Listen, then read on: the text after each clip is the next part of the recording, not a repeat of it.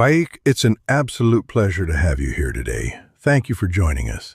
We're excited to hear your story, learn about your football journey, and discover what drives you to keep pushing forward despite having a life very different from most professional footballers. Welcome to the podcast. You were born into one of the richest royal families in the world. Football has always been my passion.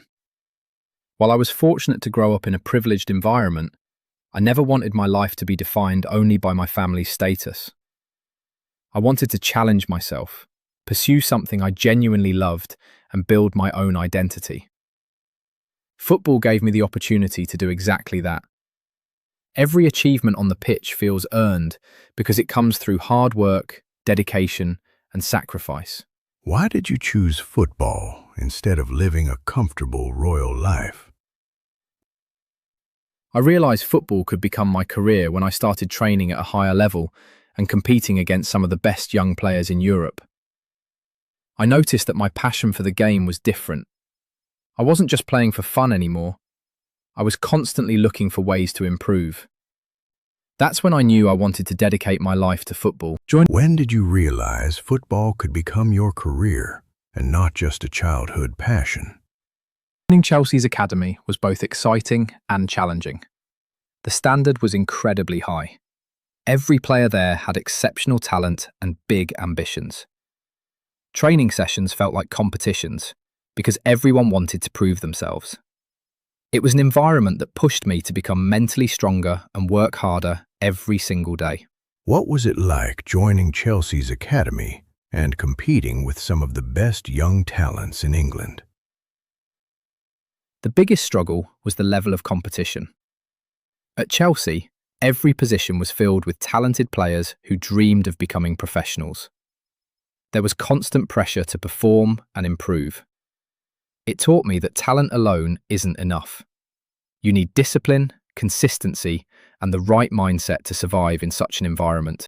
What was the biggest struggle you faced during your time at Chelsea? Leicester City helped me mature in many ways. I learned more about the tactical side of football and developed a better understanding of professionalism. I also learned patience because football careers don't always move in a straight line. Sometimes growth happens during the difficult moments when nobody is watching. Many people believe money makes football easier. Did your wealth give you an advantage in football? Money can provide opportunities, but it cannot replace hard work. Once you're on the pitch, nobody cares about your background. Coaches select players based on performance, not wealth. I still had to train hard, improve my skills, and earn every opportunity. Football is a game where talent and dedication matter most. Have you ever felt that people judged you because of your royal background? Yes, there have been times when people judged me before they got to know me. Some are days things about me because of my background. However, I learned not to focus on that. Instead, I focused on proving myself through my actions, my work ethic, and my commitment to football. The story about you driving a Toyota Yaris to training became famous. The Toyota Yaris story became much bigger than I expected. The truth is simple. I've always preferred a normal lifestyle. For me, getting to training and focusing on football was more important than what car I was driving. I never felt the need to show off. Simplicity has always made me comfortable. What is the real story behind that? I understand why people find it interesting, but I don't think about it very often. My focus has always been football. When I train with teammates or step onto the pitch, I'm just another player trying to improve and help the team. Wealth doesn't score goals or win matches. How do you feel when people call you the richest footballer in the world? Football has taught me humility, discipline, and resilience. It constantly reminds you that success is never guaranteed. There will always be challenges and setbacks. The key is staying focused, continuing to work hard, and learning from every experience.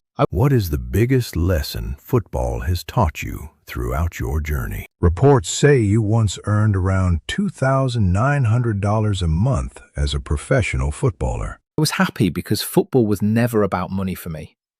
I was living my dream and doing something I genuinely loved every day. Many people never get the chance to play professional football, so I felt grateful simply for the opportunity to compete and grow as a player. Why were you happy with that? Did you ever have moments when you thought about quitting football? There were definitely difficult moments, especially during setbacks and injuries. However, I never seriously considered quitting because my love for football has always been stronger than any obstacle. Whenever things became tough, I reminded myself why I started playing in the first place. How difficult was your 2024 leg injury, both physically and mentally? The injury was one of the toughest experiences of my career. Physically, it was painful, but mentally, it was even harder. Being away from the game you love can be frustrating. It tested my patience and forced me to stay positive during a very challenging period. What helped you stay motivated during your recovery process? I stayed motivated by focusing on small victories. Every step forward in recovery felt like progress. Whether it was running again, training again, or feeling stronger each week, I celebrated those moments. They reminded me that I was getting closer to returning to the pitch. What was going through your mind when you finally returned to the pitch after injury? Returning to the pitch was an emotional moment. It made me appreciate football more than ever before. After spending months recovering, simply being able to play again felt like a blessing. It reminded me how much I truly love the game. Why is representing Brunei such a special and emotional experience for you? Representing Brunei is incredibly special because it's my home. Every time I wear the national team jersey, I feel a huge sense of pride and responsibility. I'm representing not only myself, but also my country and everyone who supports us. You could have had many options. So why did you choose to represent Brunei internationally? Brunei was a decision from the heart. I wanted to help develop football in my country and inspire young players to dream big. If my journey can encourage even one young player to believe in themselves, then I feel I've made a positive impact. What advice would you give to young footballers who dream of becoming professionals? My advice is simple. Stay disciplined, stay patient, and never stop learning. Talent can open doors, but hard work keeps them open. Focus on improving every day rather than chasing quick success. The players who succeed are usually the ones who stay consistent over many years.